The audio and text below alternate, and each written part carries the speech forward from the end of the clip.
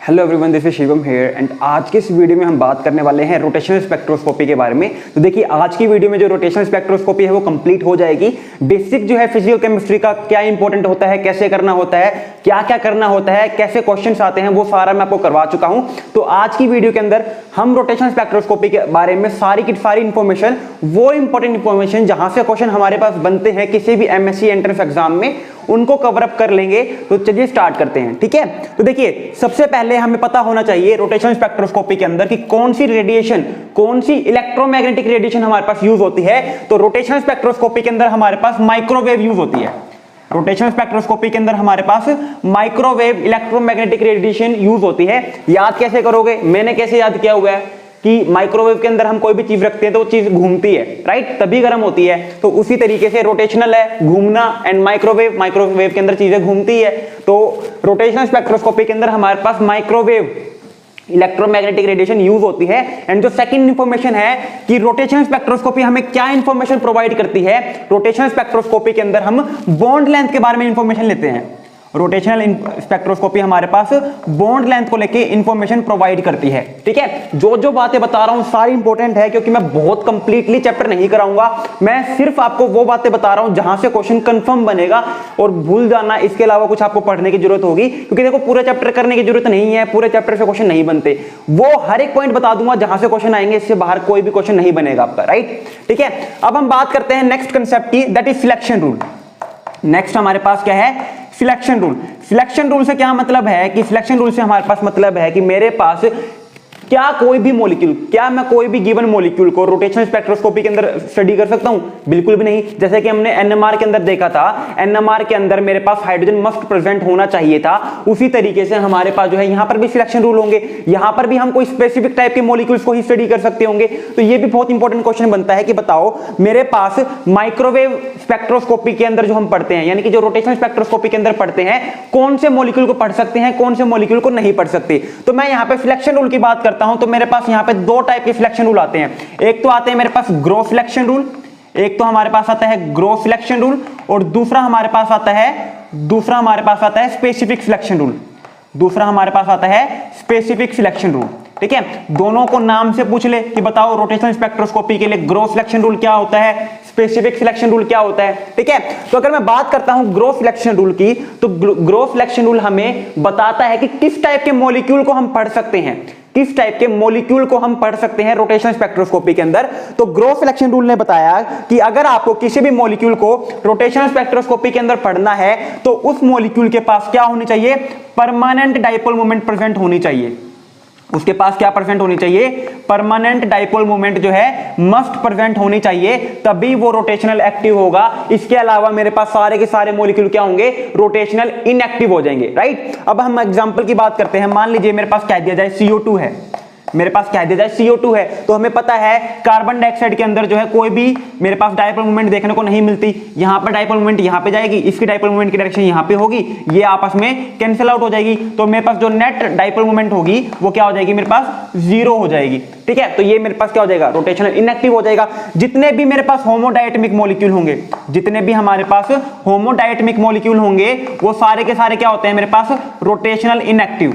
वो सारे के सारे क्या होते हैं हमारे पास, रोटेशनल इनएक्टिव देखने को मिलते हैं। एग्जांपल के तौर पर, एग्जांपल हमारे पास N2, हमारे पास N2 हो गया, O2 हो गया, हमारे पास F2 हो गया, Cl2 हो गया। जितने भी होमोडायटमिक मॉलिक्यूल होंगे सारे के सारे क्या हो जाएंगे, रोटेशनल इनएक्टिव हो जाएंगे, क्योंकि इनके पास तो हमें पता है कोई डाइपोल मोमेंट होगी ही नहीं, ठीक है। इसके अलावा हम एग्जांपल की बात करते हैं तो रोटेशनल एक्टिव होंगे क्या, जिनके अंदर परमानेंट डाइपोल मोमेंट प्रेजेंट हो। एग्जांपल के तौर पर हमारे पास HCl है, इसके पास परमानेंट डाइपोल मोमेंट प्रेजेंट है। एग्जांपल के तौर पर हमारे पास जो है, और कोई एग्जांपल ले लो, जैसे कि हमारे पास जो है O3 है, बहुत अच्छा एग्जांपल है, O3 है मेरे पास, ये भी मेरे पास रोटेशनल एक्टिव होगा, इसके पास भी डाइपोल मोमेंट प्रेजेंट रहेगी, ठीक है। तो यहाँ पे इस तरीके से हम देख सकते हैं कि किस मॉलिक्यूल के पास डाइपोल मोमेंट है, किसके पास नहीं है। उसके बेसिस के ऊपर हम क्या कर सकते हैं, यहाँ पे हम बता सकते हैं कि हम उसको रोटेशनल एक्टिव मॉलिक्यूल में काउंट करेंगे या नहीं करेंगे। डाइपोल मोमेंट तो हर किसी को देखनी आती है, राइट। अब हम बात करते हैं स्पेसिफिक सिलेक्शन रूल की।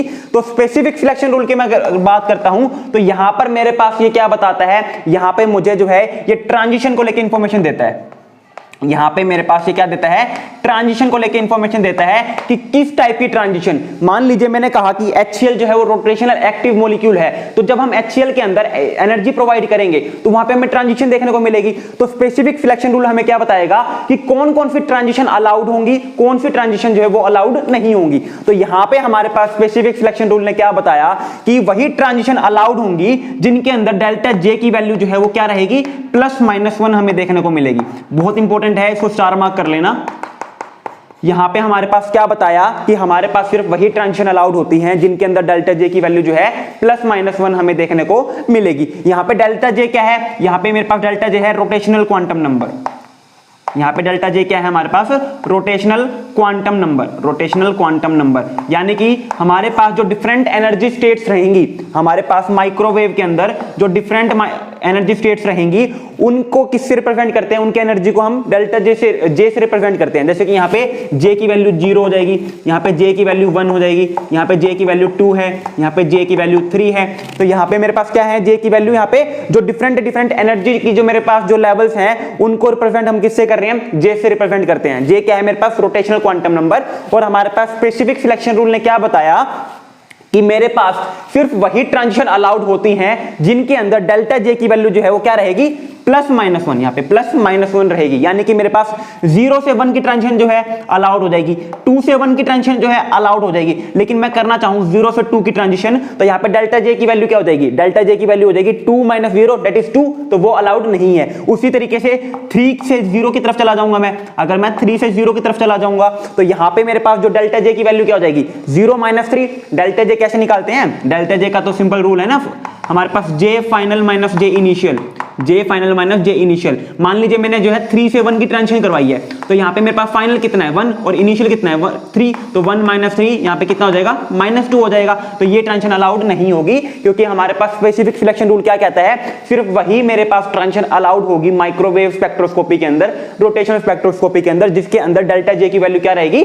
+-1 रहेगी। बाकी की सारी ट्रांजिशन जो है वो अलाउड नहीं है, वो हमें देखने को नहीं मिलेगी। ठीक है, इतना समझ में आ गया। जितना करवाया है बहुत इंपॉर्टेंट है, क्वेश्चन बनते हैं जनरली।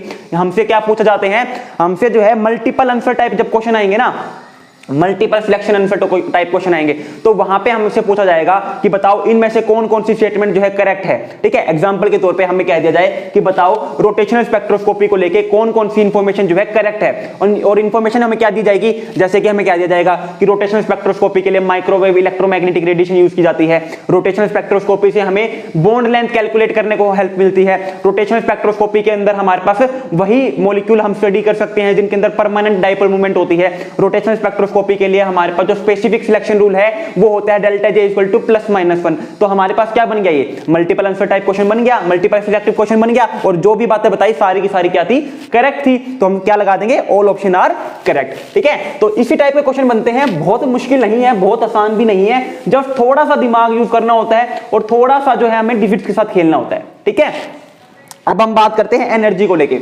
अब हम बात करते हैं एनर्जी को लेके कि मेरे पास किसी भी एक पर्टिकुलर लेवल की एनर्जी क्या देखने को मिलेगी। हमारे पास क्या था, डिफरेंट एनर्जी लेवल थे, और इन डिफरेंट एनर्जी लेवल के लिए डिफरेंट वैल्यू ऑफ J थी। यहाँ पे मान लिया मैंने J 0 है, J 1 है, यहाँ पे J की वैल्यू 2 है, और यहाँ पे J की वैल्यू क्या है मेरे पास 3 है। राइट, यहाँ पे हमारे पास ये क्या है, डिफरेंट एनर्जी लेवल है, और उन डिफरेंट एनर्जी लेवल के लिए हमारे पास क्या है, एक पर्टिकुलर रोटेशनल क्वांटम नंबर हमारे पास प्रेजेंट है। तो हमसे कह दिया जाए कि किसी भी एक एनर्जी लेवल की जो एनर्जी बताओ, मान लीजिए हमें कह दिया जाए कि J 0 की एनर्जी कितनी होगी, J 2 की एनर्जी कितनी होगी, J 3 की एनर्जी कितनी होगी, J 10 की एनर्जी कितनी हमें देखने को मिलेगी। तो वो निकालना भी तो आना चाहिए ना कि इस पर्टिकुलर लेवल की, इस पर्टिकुलर एनर्जी लेवल की कितनी एनर्जी है। तो उसके लिए हमारे पास फॉर्मूला क्या होता है, एनर्जी अगर हमें निकालनी है तो उसके लिए फॉर्मूला होता है BJ J+1।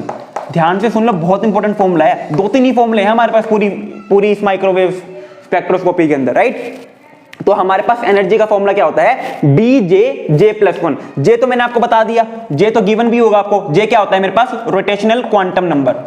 J क्या होता है मेरे पास, रोटेशनल क्वांटम नंबर देखने को मिलता है। आपको बताएगा, पूछेगा वो आपसे स्पेसिफिकली कि जब मेरे पास रोटेशनल क्वांटम नंबर की वैल्यू 2 है तो उसके लिए मेरे पास एनर्जी क्या होगी, उस एनर्जी लेवल की एनर्जी कितनी हमें देखने को मिलेगी। तो ये वैल्यू तो गिवन होगी।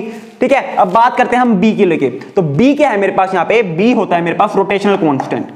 बी क्या होता है हमारे पास, रोटेशनल कांस्टेंट हमें देखने को मिलता है। बी क्या होता है हमारे पास, रोटेशनल कांस्टेंट। एंड बी की वैल्यू क्या होती है, जरूरी नहीं है बी की वैल्यू गिवन पाएगी। बहुत ही ध्यान से सुन लो, आपका एग्जामिनर जो है, आपका और हमारा एग्जामिनर हमारे घर से नहीं है जो बी की वैल्यू देगा। बी की वैल्यू आपको पता होनी चाहिए। आपको जो बी का फॉर्मूला होता है, जो रोटेशनल कांस्टेंट का फॉर्मूला होता है, वो क्या होता है मेरे पास, h square by 8 pi square, h square by 8 pi square I. ठीक है, ये मेरे पास क्या होता है, b का फॉर्मूला होता है, that is h square by 8 pi square I. और अगर मैं b की वैल्यू ये रखता हूं h square by 8 pi square I, तब जाके मेरे पास जो एनर्जी है वो किस में निकलती है, जूल में निकलती है। ये मेरे पास फॉर्मूला कब बनेगा, जब मुझे एनर्जी किस में निकालनी होगी, जूल में। यानी कि अगर एनर्जी जूल में निकालनी है, एनर्जी जूल में निकालनी है, तो उसके लिए फॉर्मूला क्या बन जाएगा मेरे पास, h square by 8 pi square I j into J plus one, J into J plus one. ठीक है, ये हमारे पास फॉर्मूला बन जाएगा जब हमसे एनर्जी जो है जूल में पूछी जाएगी तो। और यहाँ पे H क्या है मेरे पास, H मेरे पास क्या होता है, प्लैंक कांस्टेंट।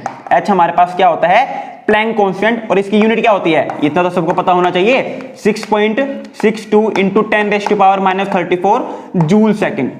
ठीक है, ये हमारे पास क्या होती है, H की यूनिट होती है, that is 6.62 into 10⁻³ right. J हमारे पास क्या है, J हमारे पास रोटेशनल क्वांटम नंबर है।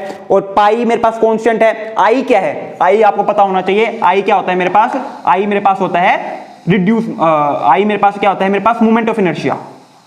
आई हमारे पास क्या है, मोमेंट ऑफ इनर्शिया। तो आई हमें निकालना पड़ सकता है, मे बी आई की वैल्यू हमें गिवन पाएगी। ठीक है, आई क्या है हमारे पास, मोमेंट ऑफ इनर्शिया। और आई की वैल्यू क्या होती है हमारे पास, आई की वैल्यू होती है म्यू आर स्क्वायर। ये पता ही है, आई की वैल्यू क्या होती है, म्यू आर स्क्वायर। और आर हमें गिवन पाएगा। देखिए ये फॉर्मूला हमें कभी लगाना पड़ेगा, जब हमें जो है बी की वैल्यू गिवन नहीं होगी। अगर रोटेशनल कांस्टेंट की वैल्यू डायरेक्टली गिवन है तो आप डायरेक्टली लगा सकते हो। और जहां तक है जनरली जो है बी की वैल्यू जो है कम ही दी जाती है, हमें जो है क्या गिवन पाएगा, आई की वैल्यू गिवन पाएगी, तो हो जाएगा क्वेश्चन। और आई की वैल्यू नहीं गिवन पाएगी तो हमें जो है मासेस गिवन पाएंगे उस मॉलिक्यूल के, और हमें जो है आर, उनके बीच की जो डिस्टेंस है वो गिवन पाएगी। अगर मान लीजिए मासेस गिवन है तो मासेस को हम कैसे रखेंगे यहाँ पे, म्यू की वैल्यू में। म्यू क्या होता है मेरे पास, reduce mass, that is m1 m2 divide by m1 plus m2 divide by m1 plus m2।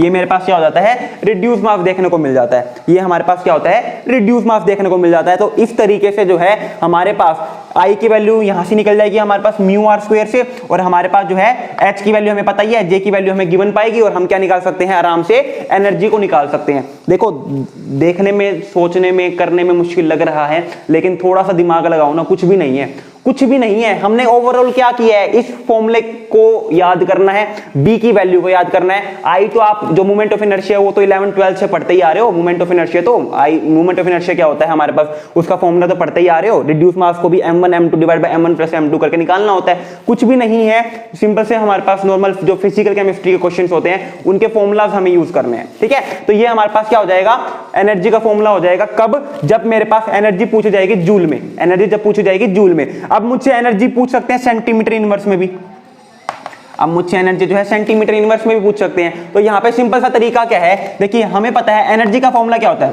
Energy का फॉर्मूला होता है hc बाय लैम्डा।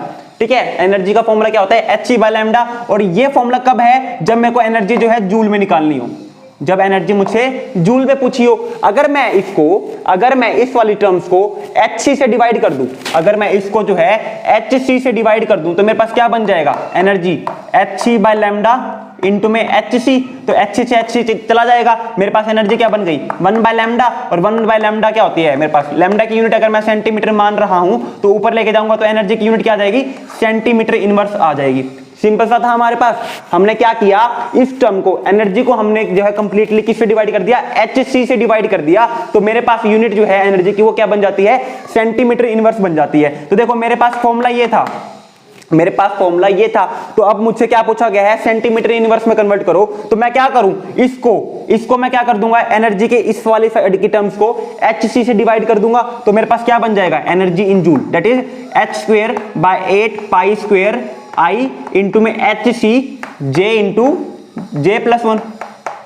ठीक है, यही तो फॉर्मूला बन जाएगा। अब मेरे पास देखो एक h से एक h कट जाएगा मेरे पास, और मेरे पास एनर्जी जो है उसका जो फॉर्मूला है मेरे पास अब किस में आ गया, सेंटीमीटर इनवर्स में आ गया। और फॉर्मूला क्या बन जाएगा मेरे पास, h बाय 8 पाई स्क्वायर आई सी जे इंटू जे प्लस 1।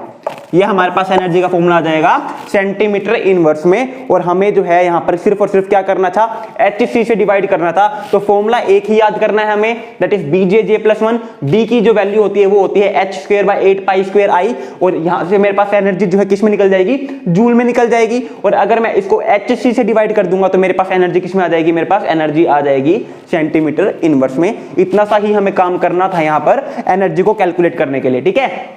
और इससे हमारे पास क्या आ जाएगी, एक पर्टिकुलर एनर्जी लेवल की एनर्जी हमें देखने को मिल जाएगी, ठीक है। तो कुछ भी नहीं है, देखो एक बार तो मुश्किल लगेगा, जब मैंने पढ़ा था मुझे भी थोड़ा सा मुश्किल लग रहा था, ठीक है। लेकिन एक बार देखोगे ना, खुद से हाथ चला लोगे, एक बार नोटबुक पेन लेना, इसको खुद से हाथ चलाना बहुत आसान लगेगा, बहुत आसान लगेगा, ठीक है, कोई भी दिक्कत नहीं आएगी। अब हम बात करते हैं हमारे पास, अब हम नेक्स्ट टॉपिक की बात करते हैं मेरे पास डेल्टा ई के बारे में। अब हमारे पास हमने क्या देखा कि एक पर्टिकुलर एनर्जी लेवल की एनर्जी कितनी देखने को मिलेगी, एक पर्टिकुलर एनर्जी लेवल की एनर्जी कितनी देखने को मिलेगी। चलो हर पर्टिकुलर एनर्जी लेवल की पहले एनर्जी देख लेते हैं हमारे पास, ये थोड़ा सा इंपॉर्टेंट है। एनर्जी की बात कर लेते हैं हम, जब मेरे पास J की वैल्यू 0 है, J की वैल्यू 2 है, सॉरी 1 है, J की वैल्यू 2 है, J की वैल्यू 3 है और J की वैल्यू 4 है, तो कितनी चला लो उसमें तो कुछ फर्क नहीं पड़ता ना, तो इतनी बहुत है हमारे लिए करने के लिए। एनर्जी का फॉर्मूला क्या होता है हमारे पास, BJ+1। एनर्जी का फॉर्मूला क्या होता है हमारे पास, BJ+1। तो अगर हम बात करते हैं J की वैल्यू जब 0 है तो एनर्जी कितनी देखने को मिलेगी मुझे, 0।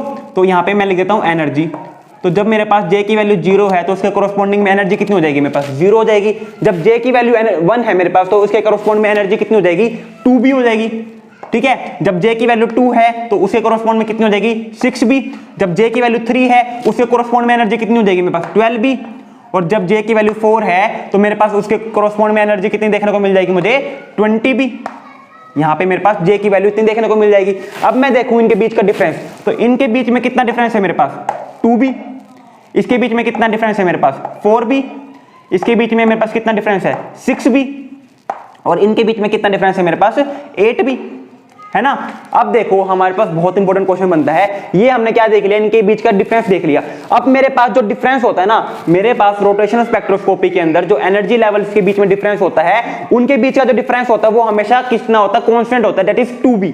वो हमेशा क्या देखने को मिलता है मुझे, 2B। यहाँ पे देखो मेरे पास इसकी तो 0 है ही, तो यहाँ पे मेरे पास कितना है डिफरेंस, 2B का। यहाँ पे स्पेसिंग कितनी है मेरे पास, 2B की। यहाँ पे स्पेसिंग कितनी है मेरे पास, 2B की। और यहाँ पे मेरे पास स्पेसिंग कितनी है, 2B की। यहाँ पे स्पेसिंग कितनी है मेरे पास, 2B की स्पेसिंग मुझे देखने को मिल जाएगी। और ये मेरे पास एक बहुत इंपॉर्टेंट रिजल्ट है, ये आपके पास सारे के सारे क्वेश्चन जो है रोटेशनल स्पेक्ट्रोस्कोपी के अंदर जो हमारे पास इंफॉर्मेशनल क्वेश्चन आते हैं ना, कि रोटेशनल स्पेक्ट्रोस्कोपी में ये बात सही है नहीं है, रोटेशनल स्पेक्ट्रोस्कोपी में हमें ये बात देखने को मिलती है नहीं मिलती है, वहां पे काउंट होते हैं। क्या कि मेरे पास जब हम रोटेशनल स्पेक्ट्रोस्कोपी की बात करते हैं तो वहां पे मेरे पास जो इनके बीच का एनर्जी डिफरेंस होता है ना, जो इनके बीच का एनर्जी डिफरेंस होता है, उसका जो मेरे पास जो डिफरेंस देखने को मिलता है वो हमेशा कांस्टेंट होता है। यानी कि एग्जांपल के तौर पे बहुत क्वेश्चन आ चुका है, मैं बताता हूं क्वेश्चन क्या था। हमें क्या कहा गया था, मेरे पास रोटेशनल स्पेक्ट्रोस्कोपी दी गई थी और मुझे कहा गया था कि दो एनर्जी लेवल के बीच का जो डिफरेंस था ना, वो क्या था मेरे पास, दो एनर्जी लेवल के बीच का डिफरेंस था मेरे पास, एक तो 4B था, यहां पे मुझे कहा गया था 8B। मुझे क्या कहा गया था, यहां पे एक J की वैल्यू है, यहां पे कोई J की वैल्यू है, बीच में मेरे पास जो एनर्जी लेवल होगा, बीच में मेरे पास जो एनर्जी लेवल होगा, इसकी जो एनर्जी होगी हमें कितनी देखने को मिलेगी। तो मैंने क्या कहा, मेरे पास जो एनर्जी आती है, इन एनर्जी के बीच का जो डिफरेंस होता है ना, और उसके जो बीच का डिफरेंस होता है मेरे पास, वो क्या होता है, कांस्टेंट होता है 2B। और मुझे क्या कहा गया था, जब हमने रोटेशनल स्पेक्ट्रोस्कोपी स्टडी किया तो वहां पे मेरे पास जो एनर्जी गैप था, जो एनर्जी डिफरेंस था हमारे पास, वो क्या था हमारे पास, कांस्टेंट था। और मुझे क्या कहा गया था, एक एनर्जी लेवल के डिफरेंस का जो डिफरेंस है वो 4B है, यहां पे 8B है, तो बताओ ये कितना हमें देखने को मिलेगा। तो ओवरऑल पॉइंट क्या जानना था हमारे पास, ओवरऑल पॉइंट सिर्फ हमें ये जानना था कि हमारे पास रोटेशनल स्पेक्ट्रोस्कोपी के अंदर जो गैप होता है वो क्या रहता है, कांस्टेंट रहता है। एनर्जी गैप का जो गैप होता है, उनके बीच में जो मेरे पास वैल्यू होती है वो कांस्टेंट होती है, दैट इज 2B, हर जगह 2B रहती है। तो यहां पे मेरे पास ये 4B था, ये 8B था, तो ये अपने आप क्या हो जाएगा मेरे पास 6B, क्योंकि मैंने क्या बताया, ये क्या होगा मेरे पास, कांस्टेंट होगा। ये 2B होगा, ये भी 2B होगा। आगे मैं बात करूंगा तो वहां पे मेरे पास 10B आ जाएगा, फिर मेरे पास 12B आ जाएगा, फिर मेरे पास 14B आ जाएगा, एंड सो ऑन। ठीक है, तो ये हमारे पास एक क्वेश्चन पूछा गया था, मुझे नहीं पता जैम में पूछा गया था या फिर नेट में पूछा गया था, बट रोटेशनल स्पेक्ट्रोस्कोपी से क्वेश्चन पूछा गया था। तो ये हमारे पास एक इंपॉर्टेंट कंसेप्ट रहता है। ठीक है, समझ में आ गया सबको।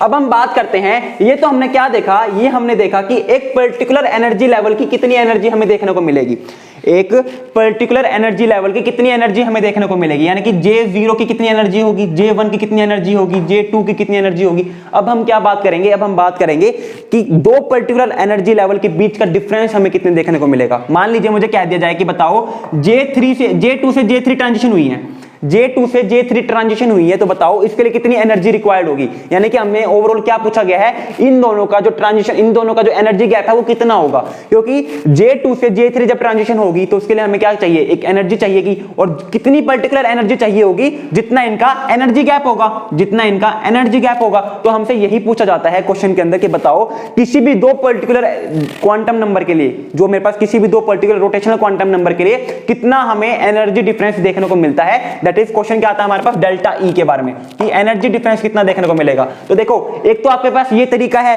कि आप इस पर्टिकुलर एनर्जी लेवल के लिए एनर्जी निकाल लो, फिर इस पर्टिकुलर एनर्जी लेवल के लिए एनर्जी निकाल लो, फिर उसको माइनस करने बैठोगे, पता नहीं क्या क्या कैलकुलेशन करने बैठ जाओगे। तो हमारे पास एक सिंपल सा फॉर्मूला आता है कि मेरे पास कोई भी ट्रांजिशन हो रही है, 0 से 1 की, 0 से 2 की, मेरे पास 2 से 3 की, कोई भी ट्रांजिशन हो रही है हमारे पास, तो उसके लिए मेरे पास जो डेल्टा ई है, यानी कि जो एनर्जी गैप का डिफरेंस है, उसके लिए फॉर्मूला क्या बनता है, 2bj+1।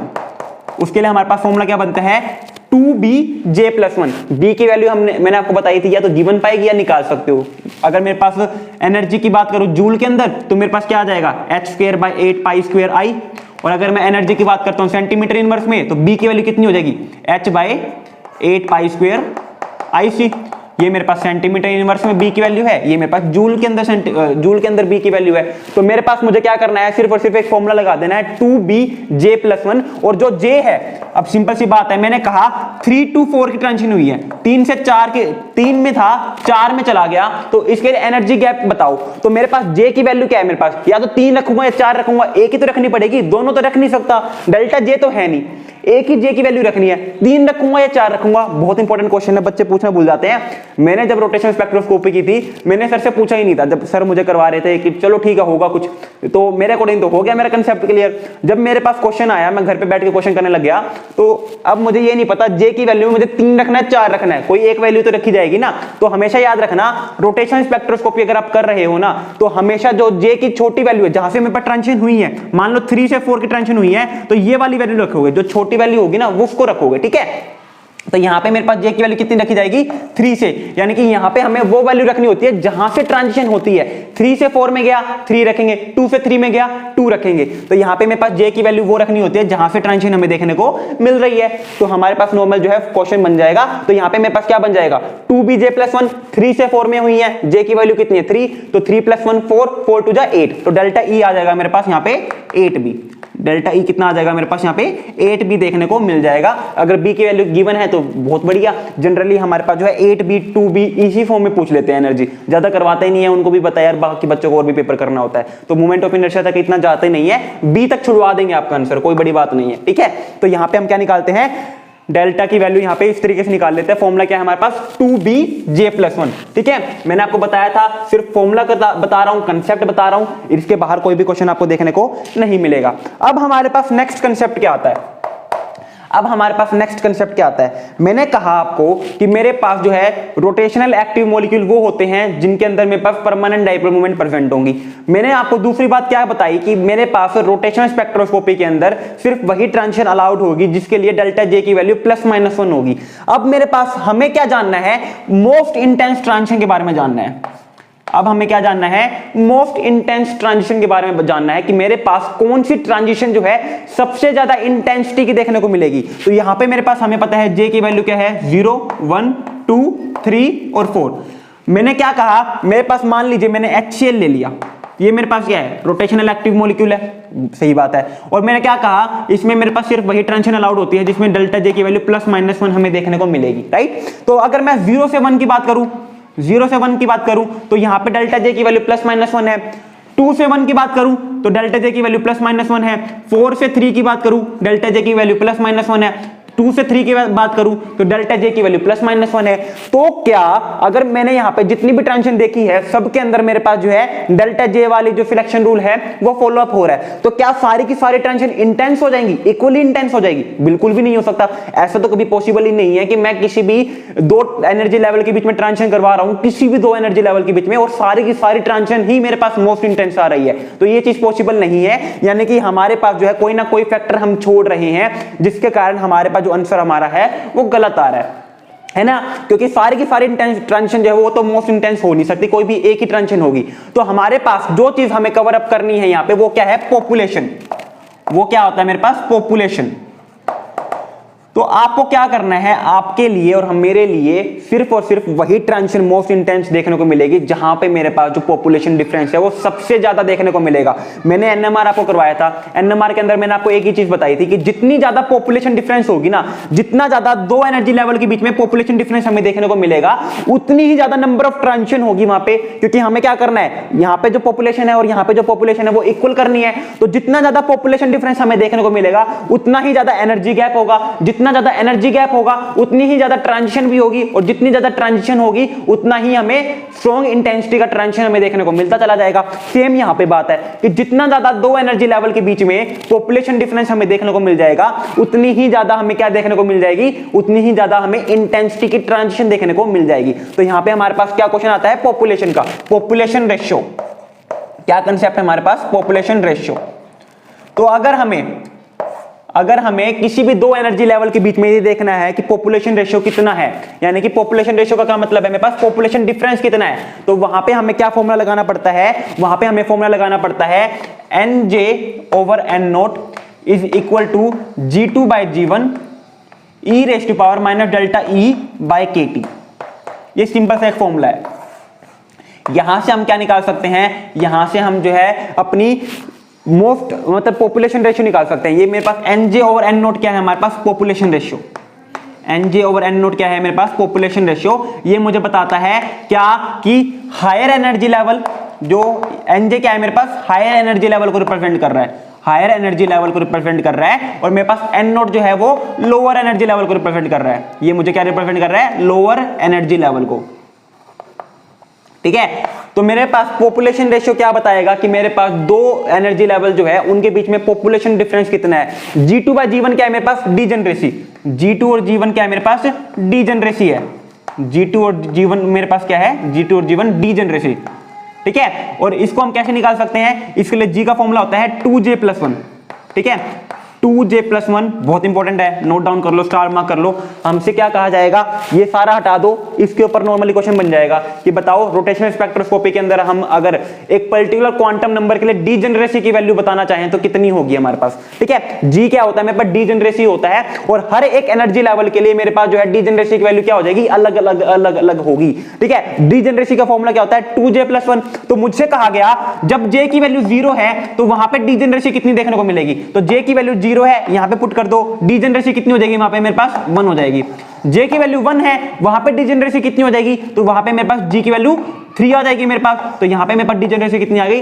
3 आ गई। तो हमें बहुत इंपॉर्टेंट बात है ये, क्या डीजनरेसी कैसे निकालते हैं? 2J+1 से हमसे पूछा जाएगा क्वेश्चन के अंदर डायरेक्ट, बताओ इस पर्टिकुलर क्वांटम नंबर के लिए, रोटेशनल क्वांटम नंबर के लिए डीजनरेसी की वैल्यू कितनी हमें देखने को मिलेगी। ठीक है, तो ये हमारे पास कंसेप्ट था। NJ/N0 क्या होता है मेरे पास? Population ratio. मेरे पास NJ क्या है मेरे पास? हायर एनर्जी लेवल, N0 मेरे पास क्या है? लोअर एनर्जी लेवल का की पॉपुलेशन। G2/G1 डीजनरेसी होती है e⁻⁻∆E/kT, e⁻⁻∆E/kT।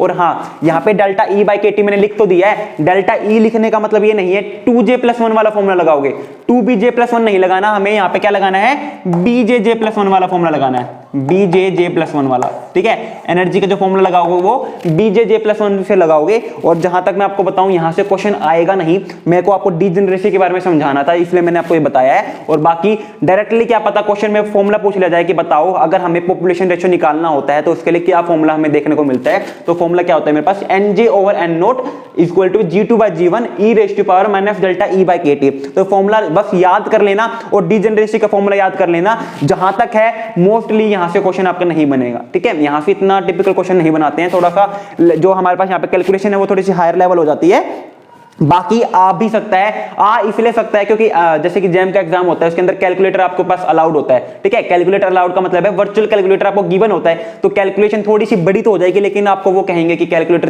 दे तो रखा है भैया, तो कैलकुलेटर है तो आप करो काम, ठीक है। तो आ भी सकता है यहाँ पे। यहां से हम क्या निकाल सकते हैं, एनर्जी के बारे में, पॉपुलेशन रेशियो के बारे में निकाल सकते हैं। यहां से हम क्या निकाल सकते हैं, पॉपुलेशन रेशियो के बारे में बता सकते हैं। अब मैं आपको बताता हूं एक खतरनाक सी बात, अब मैं आपको बताता हूं खतरनाक सी बात, और वो खतरनाक बात क्या है। अभी हमने पॉपुलेशन रेशियो तो निकाल लिया कि मेरे पास इन दोनों का पॉपुलेशन रेशियो कितना देखने को मिलेगा, इन दोनों का कितना देखने को मिलेगा, इन दोनों का कितना देखने को मिलेगा। अभी मुझे ये तो नहीं पता चला ना कि कौन सी ट्रांजिशन मोस्ट इंटेंस ट्रांजिशन देखने को मिलेगी। अभी हमें ये तो पता नहीं चला कि कौन सी ट्रांजिशन जो है सबसे ज्यादा इंटेंसिटी की ट्रांजिशन हमें देखने को मिलेगी। तो उसके लिए मैं आपको एक फॉर्मूला बता देता हूं। क्या, मेरे पास जे मैक्स, ठीक है। जे मैक्स का मतलब मेरे पास क्या है, वो मेरे पास मैक्सिमम वैल्यू ऑफ जे, जिसके लिए मुझे जो है सबसे ज्यादा मैक्सिमम मेरे को इंटेंसिटी की ट्रांजिशन देखने को मिलेगी। जे मैक्स से क्या मतलब है, जे मैक्स से मतलब है मुझे जो है वो रोटेशनल क्वांटम नंबर देखने को मिल जाएगा, जिससे अगर मैं ट्रांजिशन कराऊंगा तो मेरी जो इंटेंसिटी है मेरे ट्रांजिशन की, वो सबसे ज्यादा इंटेंसिटी की ट्रांजिशन देखने को मिलेगी, ठीक है। तो जे मैक्स का फॉर्मूला क्या होता है मेरे पास, √kT बाय 2bhc -1/2, ये फॉर्मूला होता है जे मैक्स का, ठीक है। जे मैक्स का मतलब वो रोटेशनल क्वांटम नंबर जिसके कोरस्पॉन्ड में मेरे पास जो इंटेंसिटी आएगी, वहां से अगर मैं ट्रांजिशन करवाता हूं तो सबसे ज्यादा इंटेंसिटी की ट्रांजिशन हमें देखने को मिलेगी, ठीक है। √kT बाय 2bhc, टी क्या है मेरे पास, टेम्परेचर, ठीक है। के क्या है मेरे पास, बोल्ट्जमैन कांस्टेंट, यहां पे बी की वैल्यू हमें पता ही है, ठीक है। एच और सी मेरे पास, एच क्या प्लैंक कांस्टेंट, सी मेरे पास क्या है, स्पीड ऑफ लाइट मेरे पास, ठीक है। और यहाँ पे मेरे पास ये जो जे मैक्स, और मैंने यहाँ पे जो बी की वैल्यू रखेंगे, यहाँ पे क्या रखी है मेरे पास, यहाँ पे जे मैक्स की वैल्यू जो है सेंटीमीटर इनवर्स के कोरस्पॉन्ड में है मेरे पास, ठीक है। यहाँ पे मेरे पास क्या है, जे मैक्स की वैल्यू सेंटीमीटर इनवर्स के कोरस्पॉन्ड में है, क्योंकि मैंने यहाँ पे क्या कर रखा है, एच सी से डिवाइड कर रखा है। अगर आपको जूल में दे रखा हो, ध्यान से सुनना, मैंने आपको यही बताया था, फिजिकल स्पेक्ट्रोस्कोपी के अंदर यूनिट का बहुत इंपॉर्टेंट रोल रहता है। अभी हमने जो ये फॉर्मूला लगाया है किसके लिए है, जब सेंटीमीटर इनवर्स में अगर हम बात कर रहे हैं, तो सेंटीमीटर इनवर्स को हम अगर जूल में कन्वर्ट करना है तो क्या करना पड़ेगा, एच सी को हटाना पड़ेगा। तो यहाँ पे मेरे पास जे मैक्स करने का फॉर्मूला क्या बन जाएगा, जे मैक्स का फॉर्मूला बन जाएगा √kT बाय 2b -1/2, ठीक है। यहां पे ये फॉर्मूला बन जाएगा, एच से डिवाइड करते हैं ना जूल को सेंटीमीटर इनवर्स में लेके जाने के लिए, तो एच हटा दिया मैंने, अब मेरे पास किस में आ जाएगा, ये जूल में आ जाएगा। अब मेरे पास क्या आ जाएगा, जूल में आ जाएगा। तो यहाँ पे हमारे पास ये क्या था, क्वेश्चन था, यहाँ से क्वेश्चन बन जाता है कि बताओ जे मैक्स की वैल्यू क्या देखने को मिलेगी, जिसके लिए मेरे पास जो ट्रांजिशन होगी वो मैक्सिमम हमें देखने को मिलेगी, मोस्ट इंटेंस हमें देखने को मिलेगी। अब हम बात करते हैं लास्ट टॉपिक को लेके। इसके अंदर हमारे पास लास्ट टॉपिक क्या रहता है, ठीक है। अगर हम बात करें लास्ट टॉपिक को लेके, वो क्या होता है, आइसोटोपिक सब्स्टिट्यूशन। वो क्या होता है हमारे पास, आइसोटोपिक सब्स्टिट्यूशन। आइसोटोपिक सब्स्टिट्यूशन से क्या मतलब है, हमारा आइसोटोपिक सब्स्टिट्यूशन से मतलब होता है कि मैंने क्या किया, एक एलिमेंट को दूसरे उसके आइसोटोप से सब्स्टिट्यूट कर दिया, तो वहां पे हमारे पास जो है क्या फर्क हमें देखने को मिलेगा बी की वैल्यू में। तो यहां पे मेरे पास क्या है, मान लीजिए HCl था, इसको मैंने रिप्लेस कर दिया DCl से, इसको रिप्लेस कर दिया मैंने DCl से। ये दोनों आपस में क्या है, ये दोनों आपस में आइसोटोप्स ही तो हैं। आइसोटोप्स मतलब कि same atomic number but different mass number. तो सबसे पहली बात, आइसोटोपिक सब्स्टिट्यूशन करवाने के लिए हमारे पास जो है कुछ एक टर्म्स होती है। टर्म्स का मतलब है कि कुछ एक क्राइटेरिया होता है कि वो फॉलो होना चाहिए, तभी आप आइसोटोपिक सब्स्टिट्यूशन कर सकते हो। वो क्या होता है मेरे पास, पहला बॉन्ड लेंथ चेंज नहीं होनी चाहिए, बॉन्ड लेंथ जो है चेंज नहीं होनी चाहिए, ये इंपॉर्टेंट है, याद रखना। क्वेश्चन डायरेक्टली आएगा कि बताओ अगर आपको आइसोटोपिक सब्स्टिट्यूशन करवाना है तो वहां पे आपको किन किन बातों का ध्यान रखना पड़ेगा। तो पहली बात क्या है, बॉन्ड लेंथ चेंज नहीं होनी चाहिए। दूसरी बात क्या है, इलेक्ट्रॉनिक डिस्ट्रीब्यूशन चेंज नहीं होना चाहिए। दूसरा क्या है हमारे पास, इलेक्ट्रॉनिक डिस्ट्रीब्यूशन जो है वो भी चेंज नहीं होना चाहिए, वो भी चेंज नहीं होना चाहिए मेरे पास, ठीक है। तो यहाँ पे मेरे पास ये दो इंपॉर्टेंट बातें थी जो कि हमें ध्यान रखनी पड़ती है आइसोटोपिक सब्स्टिट्यूशन करवाने के लिए, ठीक है। और तीसरी बात, यहाँ पे हमसे पूछा जाएगा, क्या क्वेश्चन आएगा डायरेक्टली कि बताओ मेरे पास HCl था, रोटेशनल एक्टिव मॉलिक्यूल था, उसको DCl से रिप्लेस कर दिया मैंने, यानी कि हाइड्रोजन को ड्यूटेरियम से रिप्लेस कर दिया, तो क्या मेरे पास जो रोटेशनल एक्टिविटी है वो चेंज होगी या नहीं होगी। तो चेंज नहीं होती है। पहले भी ये रोटेशनल एक्टिव था, अभी भी रोटेशनल एक्टिव ही हमें देखने को मिलेगा। इसका रीजन क्या होता है, क्योंकि ना तो हम बॉन्ड लेंथ को चेंज कर रहे होते हैं और ना ही हम इलेक्ट्रॉनिक डिस्ट्रीब्यूशन को चेंज कर रहे होते हैं। तो पहले जैसा इलेक्ट्रॉनिक डिस्ट्रीब्यूशन था अभी भी वैसा ही है, पहले जितनी बॉन्ड लेंथ थी वो भी अभी उतनी ही है। तो मेरे पास रोटेशनल एक्टिविटी के ऊपर कोई फर्क नहीं पड़ेगा। पहले अगर मेरे पास कोई मॉलिक्यूल रोटेशनल इनएक्टिव था तो वो आइसोटोपिक सब्स्टिट्यूशन करने के बाद रोटेशनल इनएक्टिव ही रहेगा, और पहले जो मेरे पास रोटेशनल एक्टिव था आइसोटोपिक सब्स्टिट्यूशन करने के बाद रोटेशनल एक्टिव ही रहेगा। इस बात का ध्यान रखना, क्वेश्चन पूछा जा चुका है इस चीज के ऊपर कि बताओ इस चीज को मैंने इससे रिप्लेस कर दिया तो अब इसकी रोटेशनल एक्टिविटी के ऊपर क्या फर्क पड़ेगा। ठीक है, तो इनएक्टिव वाला इनएक्टिव ही रहेगा, एक्टिव वाला एक्टिव ही हमें देखने को मिलेगा। ठीक है, अब हम बात करते हैं आइसोटोपिक सब्स्टिट्यूशन को लेके। तो हमें पता है हमें आइसोटोपिक सब्स्टिट्यूशन का इफेक्ट किसके ऊपर देखना होता है, रोटेशनल कांस्टेंट के ऊपर देखना होता है। तो हमें पता है रोटेशनल कांस्टेंट का फॉर्मूला क्या होता है, h²/8π²I, चाहे IC कह लो, मतलब चाहे आप जूल में बात कर लो चाहे आप सेंटीमीटर यूनिट्स में बात कर लो, कोई फर्क नहीं पड़ेगा। यहाँ पे मान लीजिए h²/8π²IC। ठीक है, यहाँ पे हमारे पास देखने को मिलता है। तो मुझे पता है ये सारी टर्म्स क्या है, कांस्टेंट है हमारे पास, ये सारी टर्म्स क्या है, कांस्टेंट है। तो जो B है मेरे पास रोटेशनल कांस्टेंट, वो किसके ऊपर डिपेंड कर रहा है, मेरे पास मोमेंट ऑफ इनर्शिया के ऊपर। तो यहाँ पे मेरे पास जो है B जो है वो इनवर्सली प्रोपोर्शनल है मेरे पास I के। ठीक है, I क्या होता है मेरे पास, I होता है μr², I होता है मेरे पास μr²। तो मेरे पास जो B है मैं कह सकता हूं B इनवर्सली प्रोपोर्शनल है मेरे पास किसके, रिड्यूस मास के। B इनवर्सली प्रोपोर्शनल है रिड्यूस मास के। और म्यू क्या होता है मेरे पास, म्यू होता है मेरे पास m1 m2 divide by m1 plus m2, है ना। यानी कि B जो है मेरे पास रिड्यूस मास के इनवर्सली प्रोपोर्शनल है। इसका मतलब क्या हुआ, जब मेरे मान लीजिए इसका जो मेरे पास रोटेशनल कांस्टेंट था वो B था, इसका रोटेशनल कांस्टेंट B था, इसका रोटेशनल कांस्टेंट मेरे पास जो है B' आ जाएगा, इसका रोटेशनल कांस्टेंट B' आ जाएगा। तो मेरे पास जो B/B' है, जो मेरे पास B/B' है, इसका फॉर्मूला क्या बनेगा मेरे पास, μ'/μ। इसका मेरे पास क्या रिलेशन देखने को मिलेगा, μ'/μ। ठीक है, क्यों, क्योंकि B जो है वो इनवर्सली प्रोपोर्शनल होता है रिड्यूस मास के, तो इसका नीचे आएगा इसका ऊपर जाएगा। तो मेरे पास B/B' जो है वो μ'/μ के इक्वल आ जाएगा। और ये हमारे पास जो रिलेशन है बहुत इंपॉर्टेंट रिलेशन है, ध्यान से रखना। बाकी यहाँ पे जो है जनरली जो आपको वैल्यूज है वो नहीं दी जाएगी, हमसे डायरेक्टली पूछा जाएगा कि बताओ मैंने जो है HCl को DCl से रिप्लेस कर दिया तो मेरे पास जो B की वैल्यू है उसके ऊपर क्या फर्क देखने को मिलेगा, क्या वो सेम रहेगी, क्या वो इंक्रीज हो जाएगी, क्या वो डिक्रीज हो जाएगी, या फिर हम प्रिडिक्ट नहीं कर सकते हैं। ठीक है, स्पेक्ट्रोस्कोपी से देखो थोड़ा सा ऐसे ही कंसेप्चुअल क्वेश्चन आते हैं, ज्यादा न्यूमेरिकल में आपको लेके नहीं जाएगा। जो आपको फॉर्मूलास बताए थे ना उसमें ही न्यूमेरिकल बन जाएगा, उसके अलावा कोई बाहर से हमें क्वेश्चन भी देखने को नहीं मिलता। तो सिंपल सी बात है, मुझे पता है HCl को DCl से रिप्लेस कर दिया, H को D से रिप्लेस कर दिया, तो इसके लिए मेरे पास रोटेशनल कांस्टेंट B था, इसके लिए B' था। हमें पता है जो B होता है वो रिड्यूस मास के इनवर्सली प्रोपोर्शनल होता है। ठीक है, तो मेरे पास अगर मास बढ़ेगा तो B की वैल्यू क्या हो जाएगी, कम हो जाएगी, इनवर्सली प्रोपोर्शनल है ना। तो मेरे पास H को D से रिप्लेस किया तो मेरे पास हाइड्रोजन का मास कितना होता है, मान यहाँ पे 1, इसका 2, यानी कि मेरे पास जो रिड्यूस मास है वो क्या हो गया, इंक्रीज हो गया। तो रिड्यूस मास अगर इंक्रीज हो गया तो B' की वैल्यू क्या होगी, B के कंपेयर में कम हो जाएगी। यानी कि यहाँ पे क्या देखने को मिलेगा, B जो है वो ज्यादा पाएगा B' के। क्यों, क्योंकि यहाँ पे मेरे पास जो μ' है वो ज्यादा है मेरे पास μ के कंपेयर में।